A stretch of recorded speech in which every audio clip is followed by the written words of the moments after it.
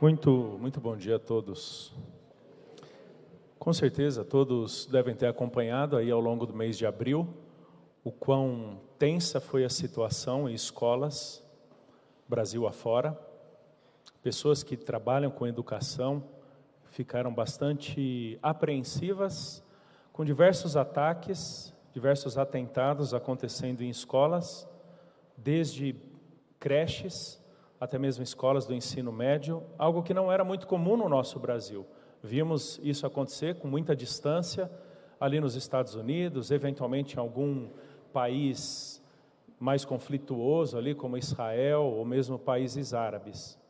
E no dia 5 de abril, mais especificamente desse nosso ano, um episódio chocou o Brasil todo, que foi um atentado a machadadas numa creche onde 5 crianças foram assassinadas, 5 crianças com entre 4 e 7 anos de idade. No final daquela tarde, um homem chamou muito mais atenção ainda, no meio de todo esse episódio trágico, um homem chamado Bruno, que era o pai de um desses garotinhos que havia sido morto, um menininho de 5 anos de idade, o Bernardo. Esse homem, chamado Bruno, deu o seguinte testemunho ali, e esse vídeo foi passado em diversos lugares, diversos canais de comunicação. Tem pessoas que estão inconformadas com a situação, normal. Alguns estão desejando muito mal à pessoa que atacou as crianças. Não julgo elas, mas eu não posso me permitir como cristão. Os valores de Cristo, os valores que Cristo me ensinou, então, eu perdoo a vida desta pessoa, mesmo não a conhecendo. Eu perdoo a vida desta pessoa. Eu confesso que eu não sei qual seria o meu pensamento, ou o sentimento do meu coração, quando um garotinho, meu filho de 5 anos de idade, tivesse sido brutalmente assassinado por um homem que eu não faço a menor ideia de quem seja, nem qual seja o ódio do coração dele, para cometer esse tipo de coisa, mas eu o perdoo. Me parece que dentre as muitas verdades bíblicas que nós temos que viver como cristãos, o perdão seja provavelmente uma das mais difíceis. Temos dificuldades em perdoar? Temos. Em maior ou menor medida, numa ou outra situação, certamente nos depararemos com a dificuldade de perdoar. Não é fácil nós isentarmos alguém, não de culpa, mas da penalidade decorrente da culpa, porque é isso que significa basicamente perdão. Perdoar não significa dizer que nada aconteceu, isentar alguém de uma culpa, mas é dizer que aquela culpa não será mais um motivo de problema entre nós. Temos dificuldades em perdoar porque fomos machucados, porque eventualmente julgamos o pedido de perdão muito barato, entendeu? Alguém fez algo muito difícil, muito trágico, muito pesado, muito doloroso, e parece que sem refletir muito ou sem custar muito, essa pessoa nos pede perdão, e temos dificuldades em perdoar quando o pedido de perdão parece muito barato, sem dimensionar toda a gravidade do erro cometido, por causa das nossas mágoas e ressentimentos. No entanto, queridos, nós não perdoamos porque seja fácil. Não perdoamos porque o que fizeram contra nós foi leve, ou porque já nos esquecemos, o tempo apagou, ou mesmo porque já ficou para trás aquilo que a pessoa fez. Nós perdoamos como filhos de Deus, segundo o testemunho daquele homem, como bem evidenciou nas suas convicções, por causa do perdão de Deus por nós em Cristo Jesus. Perdoamos porque fomos perdoados. E essa é a sequência do nosso texto de Efésios. Efésios capítulo 5, eu quero ler o versículo 32. Tivemos a exposição do pastor Fabiano na semana passada, do versículo 17 até o versículo 32, falando sobre essa vida de santidade que agora temos em Cristo, aquela unidade da qual já partilhamos em Jesus no início do capítulo 4, e agora a santidade que temos em Cristo por causa de tudo aquilo que Ele fez por nós na cruz, nos dando agora uma nova vida, uma nova mente, nos revestindo da sua justiça e nos dando condições de viver uma vida não mais conforme nós mesmos. E esse é o versículo 17 ao 32. O ensino, o desafio de uma vida que nós nunca teríamos por nós mesmos, mas que se nós temos e somos capazes de viver, é por causa daquilo que Cristo fez por nós, dessa mudança de mente, desse revestimento de uma justiça que não é natural.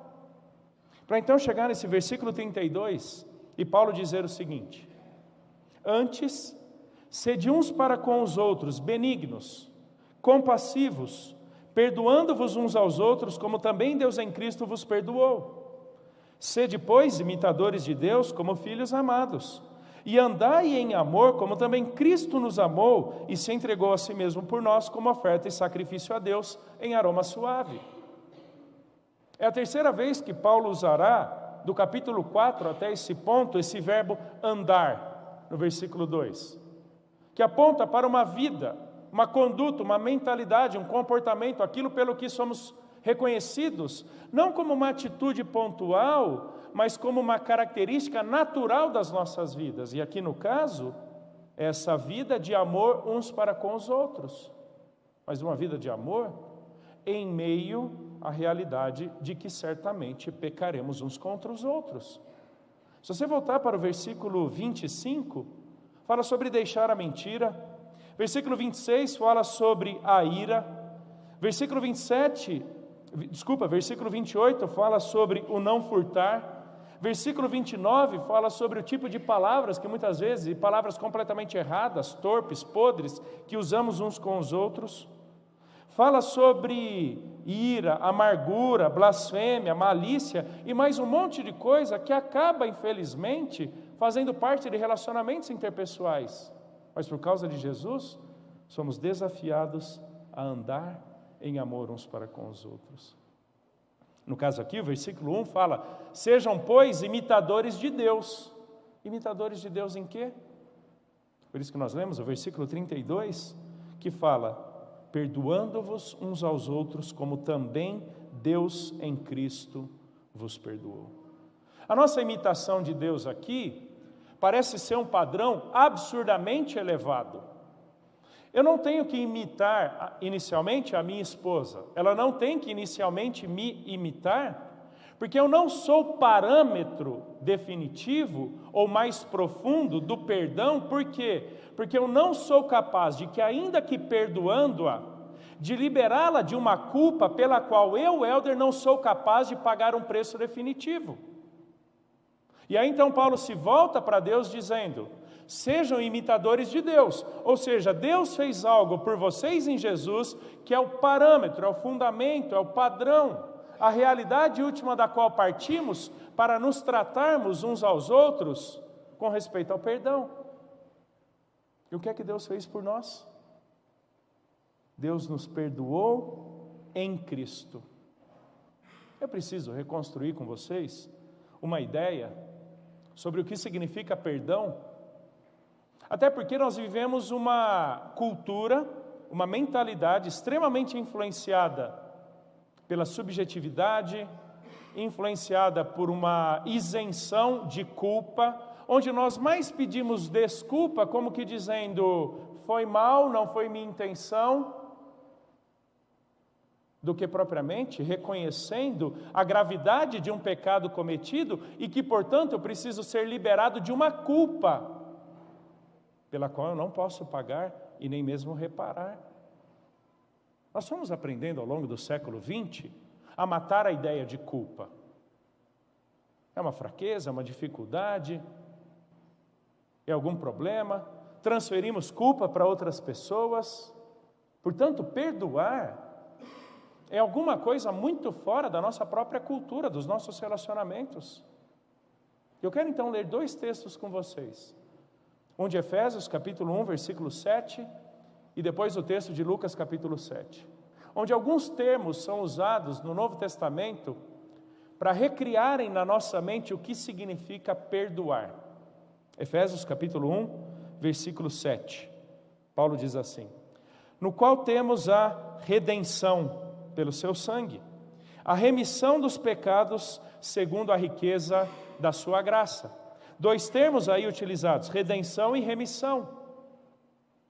O primeiro termo, redenção, era usado especialmente no contexto da soltura de um prisioneiro de guerra ou de um escravo, onde eles eram normalmente amarrados, literalmente amarrados, presos a algum lugar, a alguma coisa que os impedia de fugirem. O ato de redimir, que é o verbo aqui, significa soltar as amarras, de tal forma que aquele que estava preso a algum lugar, se vendo livre agora, possa desfrutar da sua liberdade. Isso significa a redenção. É o ato de desamarrar, é o ato de soltar as amarras, as cordas que nos prendiam, no caso, ao pecado. É por isso que fala que Jesus é o nosso Redentor. É por isso que fala que quando nós cremos em Jesus pela fé, nós somos redimidos. Porque aquelas amarras que tínhamos para com o pecado, para com a condenação, a justiça punitiva de Deus, foram desfeitas, desamarradas em Jesus. Veja que o ato de desamarrar não significa que aquele prisioneiro não tivesse feito algo que o levou a ser um prisioneiro, um escravo. Mas que aquilo que o amarrava já não existe mais, porque um preço foi pago para a sua soltura. E aqui é um outro conceito, que é justamente o de remissão, aí nesse versículo 7 de Efésios capítulo 1. Remissão significa basicamente o cancelamento de um débito. Não é dizer que o débito não existiu, não é dizer que um crime não foi cometido, mas quer dizer que houve a quitação daquele débito. Eu fui remido daquele débito, ou seja, eu fui liberado dele. Não porque aquele que me liberou faz de conta que está tudo bem e pouco importa qual era esse débito. Não, algo ou alguém quitou no meu lugar esse débito de tal forma agora, esse débito estar cancelado, não mais incidir sobre mim. E é interessante que o termo aqui, embora na minha tradução traga remissão, ele significa literalmente perdoar. Remir significa perdoar, cancelar um débito. E é interessante que a raiz aqui do termo também era usado no contexto da Grécia Antiga, no contexto romano antigo, no âmbito legal da justiça, para retratar o divórcio. Era quando você soltava alguém, esse alguém estava completamente desvinculado de você. No contexto de um débito financeiro, era o cancelamento do débito. No contexto conjugal, legal, o divórcio era liberar alguém de outro alguém. Ou seja, você não está mais vinculado, você foi solto. Você não está preso a mais ninguém. Não como se o casamento fosse algo negativo, mas é o ato de dizer, não existem mais vínculos formais, conjugais, matrimoniais entre essas duas pessoas. Essa é a ideia do remir.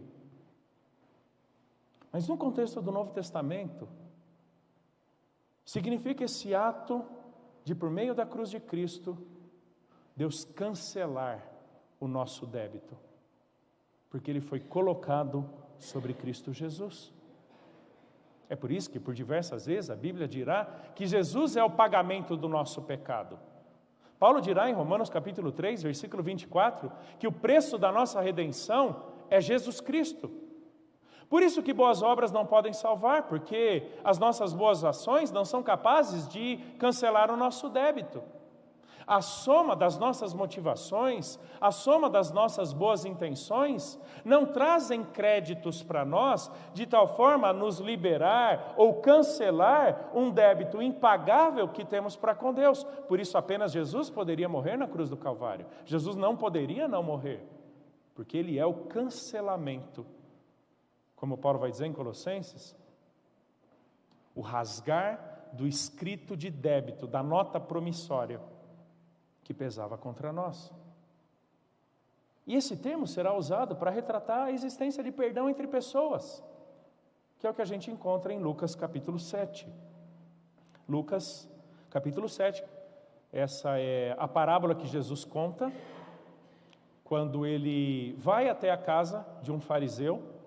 Ele é convidado para um jantar, E ao uma mulher chamada de pecadora, isso quer dizer que naquele contexto judaico antigo ela era uma prostituta, alguém com uma vida carregada de pecados, reconhecida como pecadora pela sociedade judaica antiga, sabendo que Jesus estaria naquela casa, ela furtivamente entra ali para que, derramando um perfume extremamente caro nos pés de Jesus, chorando sobre os pés de Jesus e secando-lhes os pés com os próprios cabelos, o fariseu pensa no seu coração: se esse Jesus soubesse quem é esta pecadora que está chorando nos seus pés.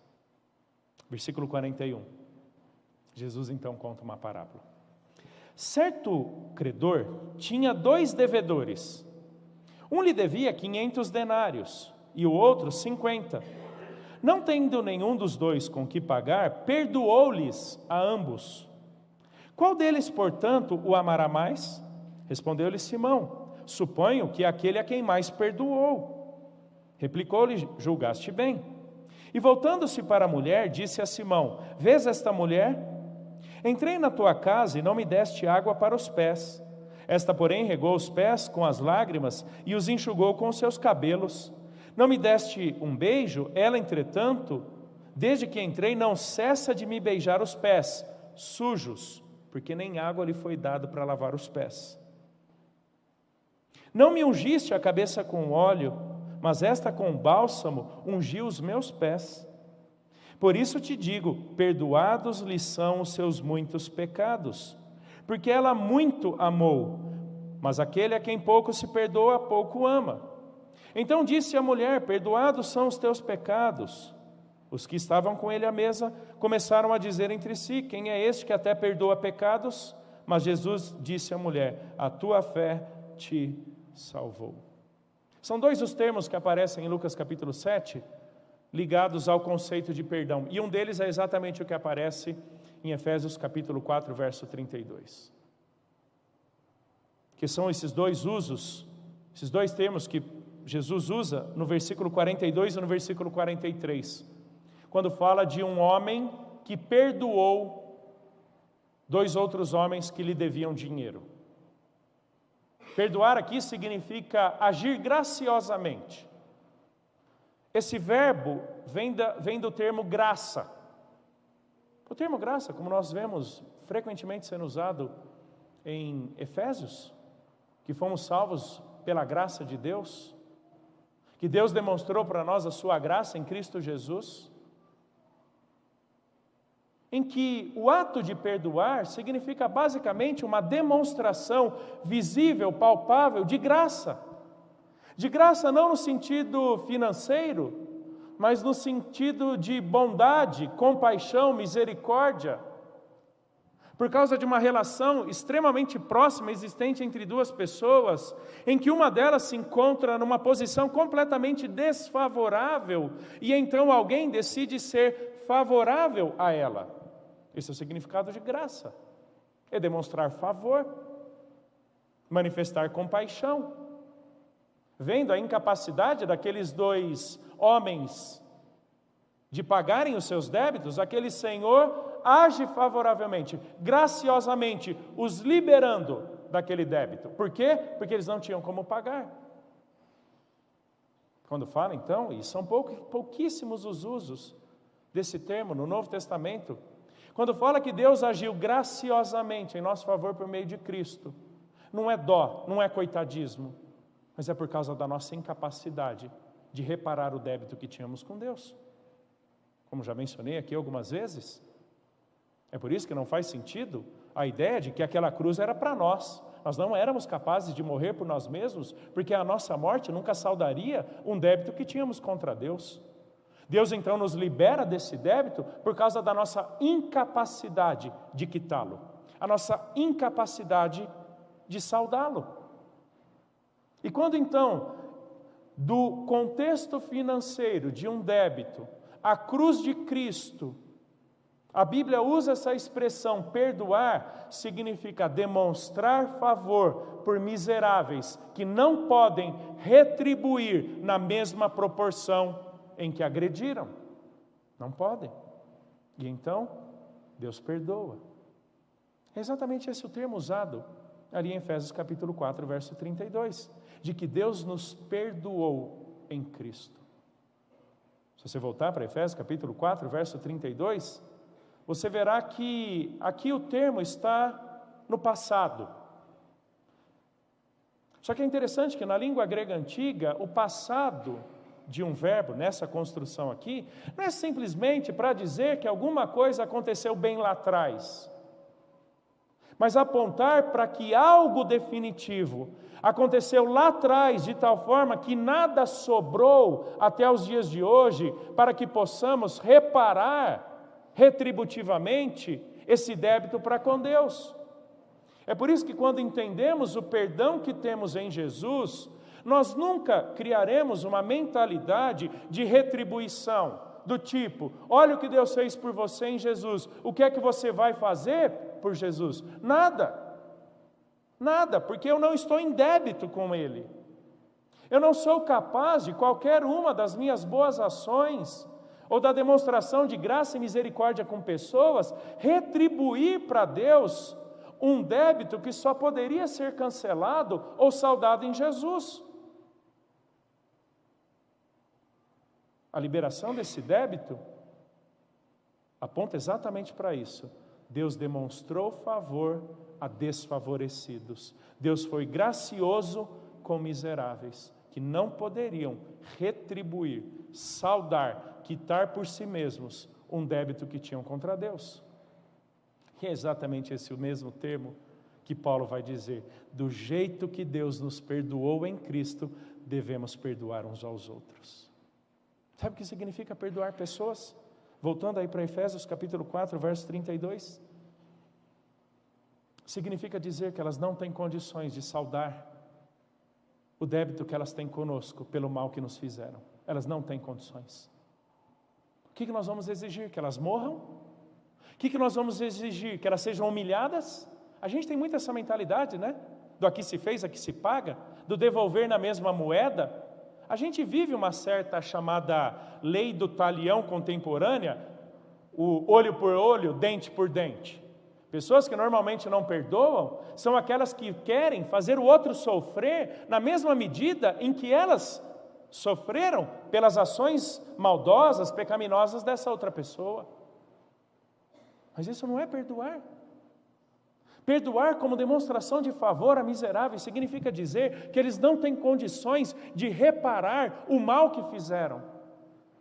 Quando eu perdoo, ou quando eu sou perdoado, eu estou dizendo ou eu estou escutando que eu não tenho condições de reparar o mal que eu te fiz. Por isso eu peço que você me libere disso. Por isso eu peço que do jeito que Jesus pagou o débito impagável do meu pecado contra Deus, o sangue de Jesus seja suficiente para remover essa culpa que eu tenha contra você. Porque esse é o contexto do ser imitador de Deus. E preste atenção que ser imitador de Deus não é algo possível para nós. Não é algo possível para nós. Mas quando eu entendo o que Jesus fez por mim, eu lanço mão do saldo infinito da cruz, dizendo: o que a cruz fez por mim, o que a cruz trouxe sobre mim, é tão infinito em termos de saldo, que eu estou lançando mão deste saldo infinito para te perdoar, porque você teria que morrer para saldar o mal que você me fez. Mas você morrendo não adiantaria em nada. E quando eu peço perdão, eu estou pedindo para que você lance mão, acesse o saldo infinito da cruz e demonstre graça por mim, não porque você é bom, mas porque Deus é bom em Jesus. Você entendeu por que é difícil pedir perdão ou por que é difícil perdoar? Porque a gente não está pedindo para alguém fazer de conta que nada aconteceu. A gente não está dizendo que pouco importa o que aconteceu. É difícil perdoar e pedir perdão, porque nós estamos pedindo para alguém, ou alguém está nos pedindo, para acessarmos o banco da graça em Jesus, e usar do saldo da cruz, não o meu próprio saldo, não o teu saldo, para que então seja trazido perdão. E como isso é difícil, queridos. É por isso que gostamos de fazer pessoas sofrerem quando elas pecam contra a gente, porque nós queremos que elas paguem o mal que nos fizeram. Mas quando nós perdoamos, a gente está dizendo: Jesus já sofreu todo o mal que você poderia sofrer, e eu então lanço mão desse saldo que nós temos da graça na cruz de Cristo, e eu te libero dessa culpa.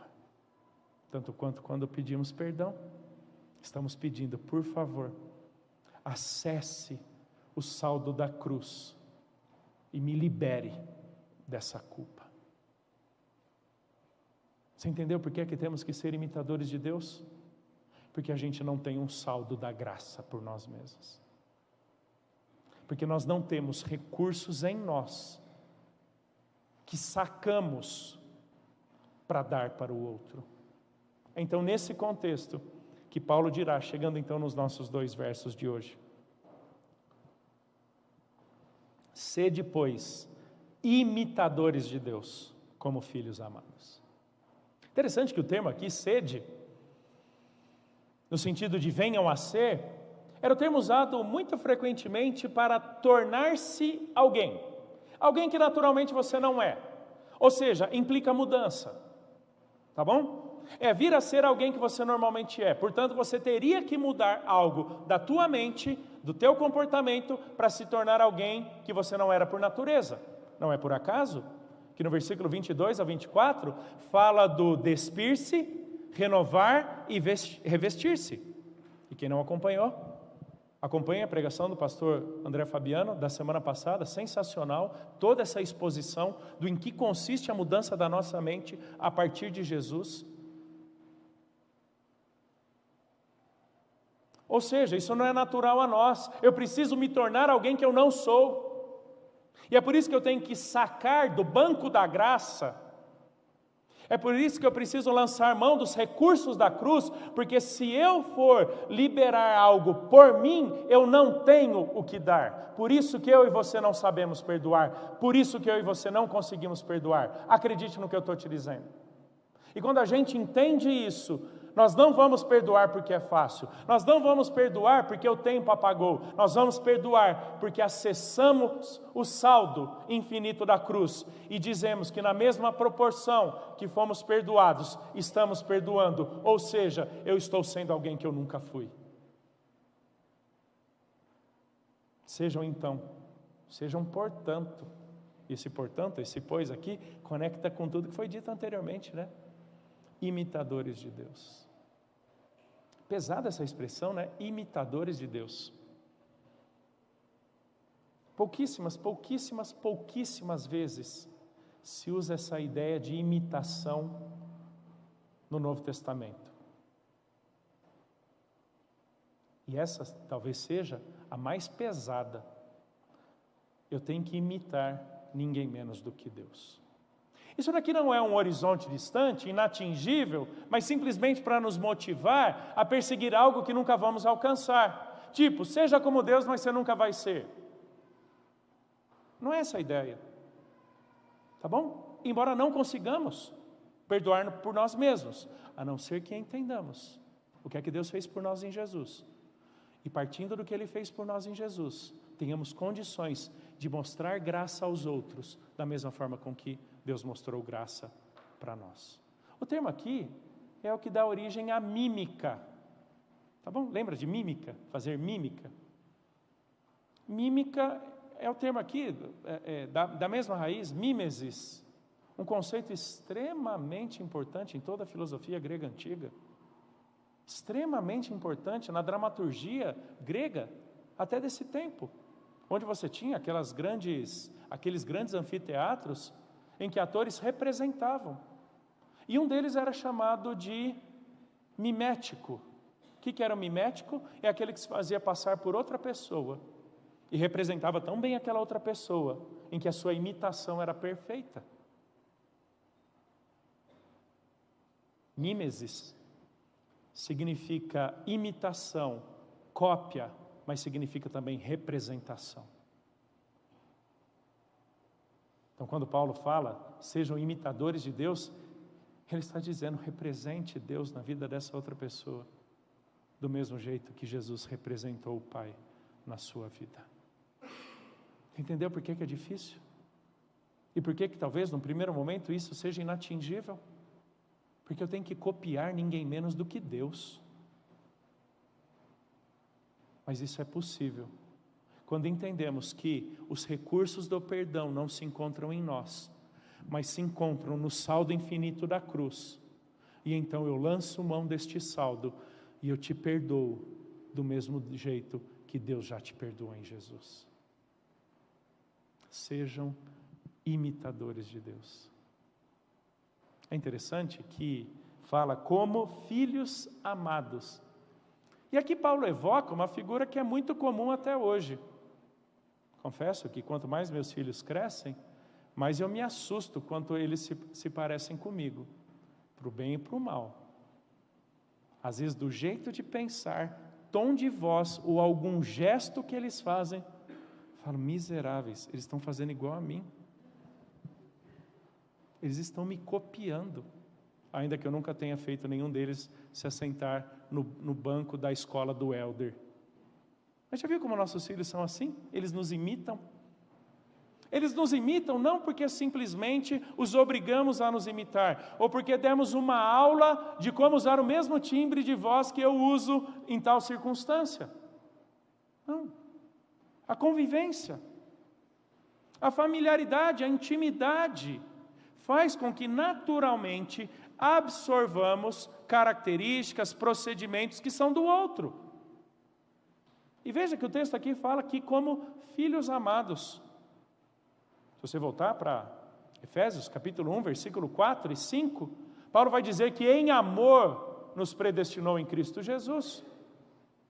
Versículo 15 em diante vai dizer que aqueles crentes estavam cheios do amor de Jesus e por isso se amavam uns aos outros. Ou seja, o amor de Jesus neles é o que possibilita o amor uns para com os outros. Como filhos amados por Deus, podemos amar uns aos outros. Ou seja, vocês já convivem tanto com Deus por meio de Jesus. Vocês já entenderam tão perfeitamente o amor de Deus por você em Jesus. Então vocês podem imitá-lo. Podem imitá-lo não por capacidade própria, mas porque já entenderam que foram alvo do amor de Deus.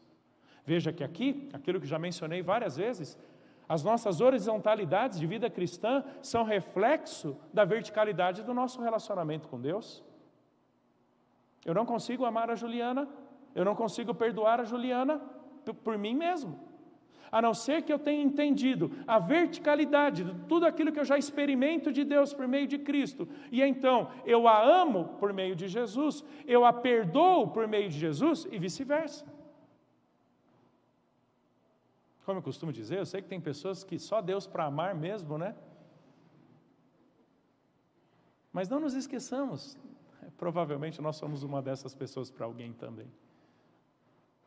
As horizontalidades dos nossos relacionamentos são oportunidades da demonstração da verticalidade de tudo aquilo que nós já recebemos em Jesus. Amor, perdão, graça e misericórdia. Como filhos amados, vocês já entenderam o amor de Deus, vocês já vivem o amor de Deus, vocês já experimentam o amor de Deus, vocês já desfrutam do amor de Deus, vocês já evidenciam o amor de Deus. Então, levem isso às outras pessoas. É interessante que a raiz de graça, traduzida por perdoar, e o próprio conceito de amor, que você percebeu que aparece 3 vezes em 2 únicos versos, filhos amados, andai em amor como Cristo nos amou, são 2 termos que eram na tradução grega do Antigo Testamento, lembra, o Antigo Testamento foi escrito em hebraico, mas existia uma versão grega, usada por muitos judeus que tinham se aculturado à língua grega ali no período de Jesus, que usavam a versão grega. Interessante que esse termo perdoar e o termo amor são dois termos que normalmente traduzem um conceito extremamente importante no Antigo Testamento. Amor leal, amor pactual. Que não é simplesmente um amor de sentimento, paixão, predisposição, interesse ou gosto por alguém.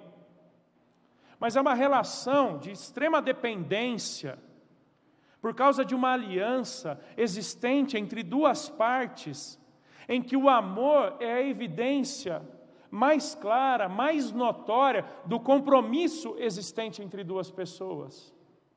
É por isso que o amor de Deus por nós não é por causa de algo que retribuiríamos para Deus, mas por causa do sangue da nova aliança, em quem, Cristo Jesus, somos amados.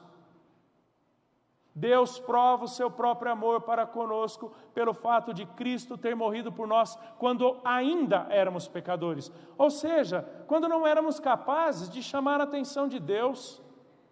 Deus não te salvou em Jesus porque você ia render algo para Deus lá na frente. Porque Ele decidiu te amar quando você não tinha absolutamente nada a lhe retribuir. Isso é amor pactual. Isso é um amor de aliança. Isso é graça.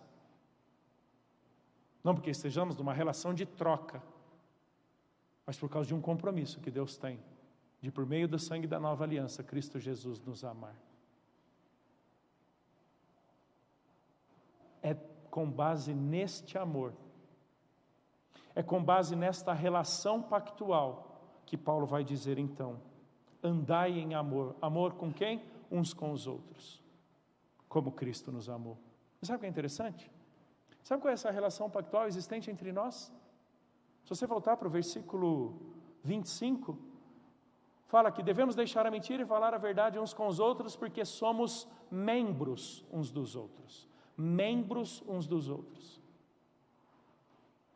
Queridos, existe uma realidade de mútua e interdependência entre membros de uma mesma igreja, que nenhuma outra sociedade, nenhum outro grupo em toda a existência humana será capaz de experimentar.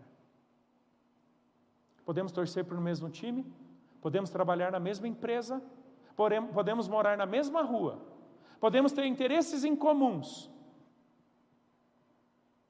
mas nunca haverá uma mútua interdependência, uma interpenetração das nossas vidas e existência, onde somos definidos não pelos gostos e interesses comuns que temos, mas por partilharmos da mesma obra de Cristo, que faz com que eu pertença a vocês e vocês me pertençam. Por isso que membresia de igreja é tão importante. Não simplesmente para ter o seu nome escrito numa lista e eventualmente votar numa assembleia, mas porque pela decisão da membresia de uma igreja, você está dizendo que você se compromete, quer experimentar de uma aliança tão estreita, tão próxima com seus irmãos em Cristo, onde você terá condições de perdoá-los porque eles te pertencem, não como objeto ou como posse, mas como aquele grupo, aquele povo que vive comunitariamente em Jesus Cristo. Pela membresia de uma igreja, nós estamos dizendo que nos identificamos de tal forma que aquele tamo junto, lembra? Tamo junto.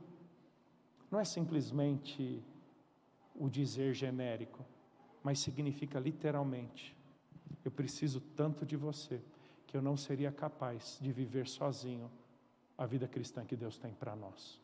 Ou seja, nos amamos por causa de uma relação pactual. Não porque está tudo bem entre nós. Não porque até esse momento algo de ruim não aconteceu. Porque na verdade Deus demonstrou seu amor por nós quando tudo de ruim havíamos feito contra Ele. Mas por causa de um pacto, de uma aliança, Deus nos amou. Da mesma medida, devemos nos amar. Isso dentro de casa, isso no convívio de uma igreja, isso inclusive em relação a pessoas que nos fazem algo mal, a quem devemos perdoar. Quero chegar então com vocês a 3 desafios, 3 implicações aqui, bem simples e eu diria até óbvias a partir desse texto. Você tem um final do texto aí, esse Jesus se entregou a si mesmo por nós, como oferta e sacrifício a Deus em aroma suave. Primeiro dos desafios, entender e se apropriar do perdão amoroso de Deus. Pessoas que não entenderam, pessoas que não se apropriaram, pessoas que não experimentaram do perdão de Deus em Jesus, nunca serão capazes de perdoar. Você é capaz de fazer de conta que nada aconteceu. Você é capaz de esperar que o tempo apague, mas você não é capaz de liberar alguém de um débito, cancelar esse débito, porque sem sacar do saldo infinito da cruz, você nunca será capaz de cancelar o débito de alguém, porque na verdade o débito desse alguém contra você foi cancelado na cruz, não simplesmente quando você diz eu te perdoo. Por isso que pessoas que nunca experimentaram, nunca viveram, nunca entenderam o que Jesus fez por elas na cruz, trazendo perdão, serão então capazes de perdoar outras pessoas. Entenda, experimente, se aproprie, viva o perdão de Deus por meio de Jesus Cristo. E lembre-se disso, há uma cruz com débito infinito. Um saldo infinito, do qual sacamos para chegar no segundo desafio, para perdoar como Deus nos perdoou em Jesus. Entendeu por que é possível? Não porque temos recursos, mas porque sabemos de onde sacá-los. Não porque queremos ou gostamos, mas porque demonstraremos horizontalmente o mesmo perdão, o mesmo cancelamento de culpa, o débito, o mesmo desamarrar de um pecado ou algum crime que havíamos cometido contra Deus, do mesmo jeito que Deus nos desamarrou disso, desamarraremos as outras pessoas dos débitos que elas têm contra nós. Precisamos aprender a perdoar como Deus nos perdoou. Colossenses capítulo 3, Paulo fala a mesma ideia. Perdoemos uns aos outros do mesmo jeito que Deus nos perdoou. Lembre-se disso. Cada vez que alguém te pedir perdão, ou cada vez que você for pedir perdão para alguém, não lembre-se do que a pessoa fez contra vocês. Lembre-se do que Deus fez por você em Jesus. Porque se você se lembrar do que a pessoa fez contra você, você não vai querer perdoá-la. E queridos, eu não estou falando aqui como se fosse a coisa mais natural e simples, não. Tá bom? Não é para nenhum de nós. Não é para nenhum de nós. Por isso que nós vamos ter que nos lembrar. É por isso que, inclusive, Deus nos dá a oportunidade de, pela ceia, que celebraremos na semana que vem, e todos os meses celebramos aqui na nossa igreja, de nos lembrarmos, rememorarmos, sermos fortalecidos, agraciados pelo perdão que já temos em Jesus. E terceiro e último desafio, amarmos como Cristo nos amou. Amarmos como Jesus nos amou. Já mencionei esse texto aqui numa das pregações passadas, também em Efésios, quando a comunidade era reconhecida pelo amor uns pelos outros, porque essa é a marca mais evidente no mundo cético, no mundo egoísta, que não é só da pós-modernidade não, tá? Ele é cético, egoísta, que transfere culpa, que rejeita desde Gênesis. Gênesis 3, quando Deus cobra Adão, ele põe a culpa na mulher. A inimizade existente entre eles agora. Quando Jesus disse, nisto conhecerão que sois meus discípulos, se vocês se amarem uns aos outros.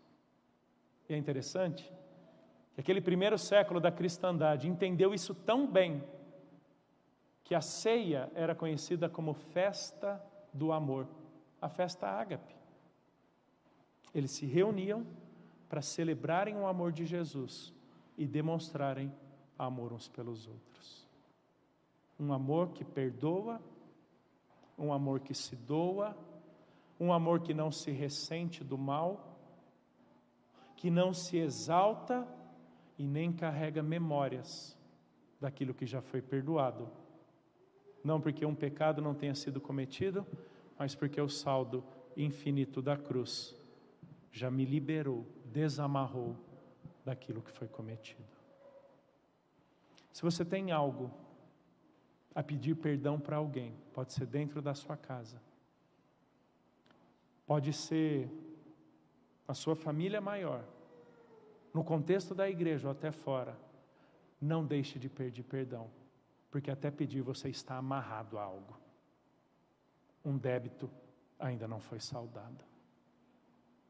E se eventualmente você tem resistido em perdoar alguém, lembre-se que o saldo ao qual recorremos para perdoar não é nossa boa vontade ou motivação, é o saldo infinito da graça de Deus em Cristo. Chega na tua casa e se volte para a cruz e fale: Deus, eu preciso deste saldo para perdoar. E perdoe. E já nos preparando para a semana que vem, quando nos reunirmos para a ceia, venhamos jubilosos. Deus, muito, muito, muito obrigado pelo perdão em Jesus. Me ajude a demonstrar isso para pessoas que têm pecado contra mim. Vamos orar?